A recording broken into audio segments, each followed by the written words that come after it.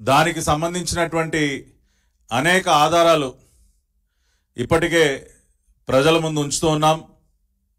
ఏ విధంగా కుట్రపూరితంగా అన్నీ తెలిసి చేసినటువంటి పాపం ఇది.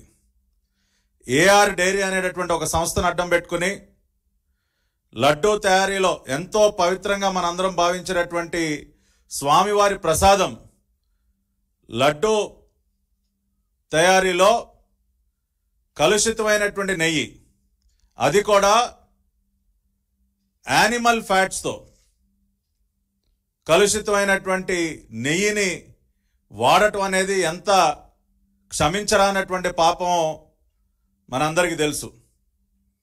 కోట్లాది మంది హిందువుల మనోభావాలు దెబ్బతిన్నాయి. దానికి సంబంధించి ఈ కుట్ర ఏ రకంగా జరిగింది, ఏఆర్ ఫుడ్స్కి సంబంధించినటువంటి ఇంకా అనేక రకాలైనటువంటి వాస్తవాలు ఆ డైరీకి సంబంధించి ఏ రకంగా ఇదంతా చేశారన్న దాని మీద ఇవాళ కొన్ని డాక్యుమెంట్స్ ఈ రోజున ప్రదర్శిస్తున్నాం.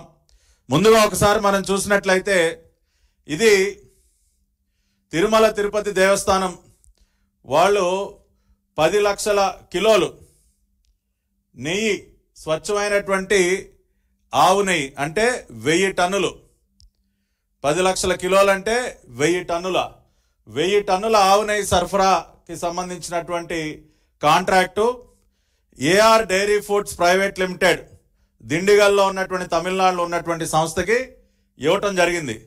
దీని యొక్క విలువ 31,98,00,000 ఈ కాంట్రాక్ట్ యొక్క విలువ. దానికి సంబంధించినటువంటి డాక్యుమెంట్ ఇది.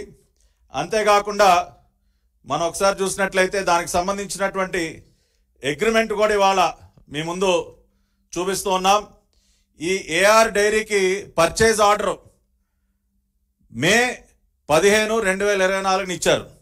మే 15, 2024 పర్చేజ్ ఆర్డర్ ఇచ్చిన తర్వాత అగ్రిమెంట్ కూడా చూడండి. అంటే టెండర్ పిలిచిందేమో మార్చి 12, టెండర్ ఫైనలైజ్ చేసింది మే 8, 2024, పర్చేజ్ ఆర్డర్ ఇచ్చింది మే 15, అగ్రిమెంట్ చేసుకుంది జూన్ 11.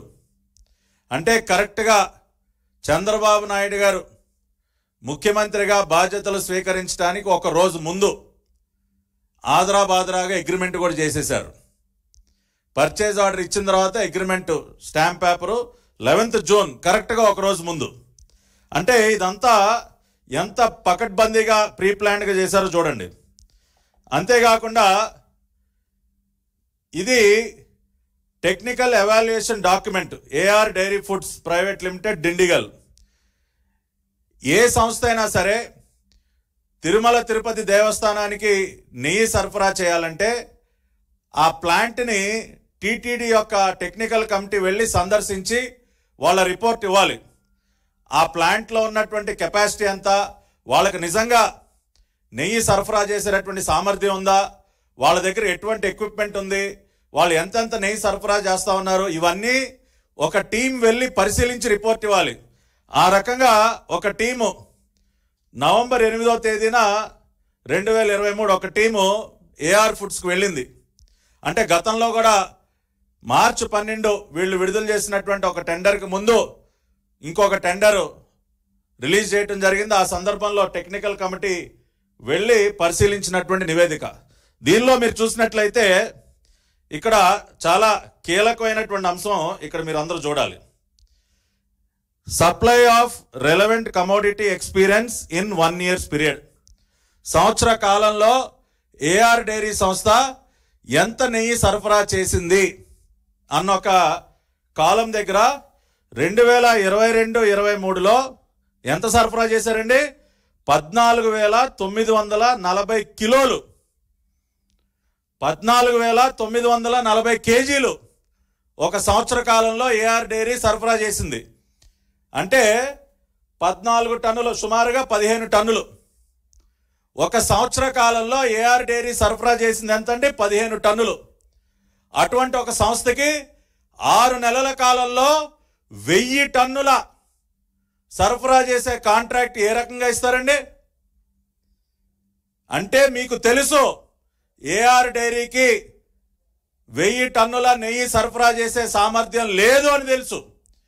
మీ టీటీడీ కమిటీ, టెక్నికల్ కమిటీయే చెప్పింది ఆ మాట.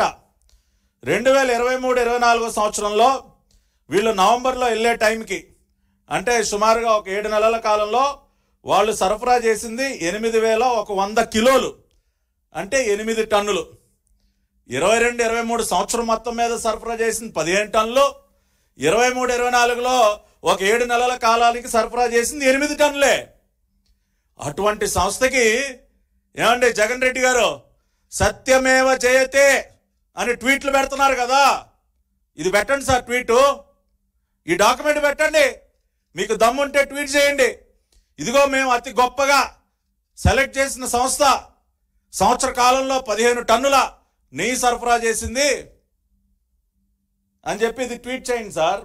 అంతేకాకుండా ఇదే రిపోర్ట్లో ఇంకా విస్తుపోయేటటువంటి అంశాలు ఇక్కడ మీరు చూసినట్లయితే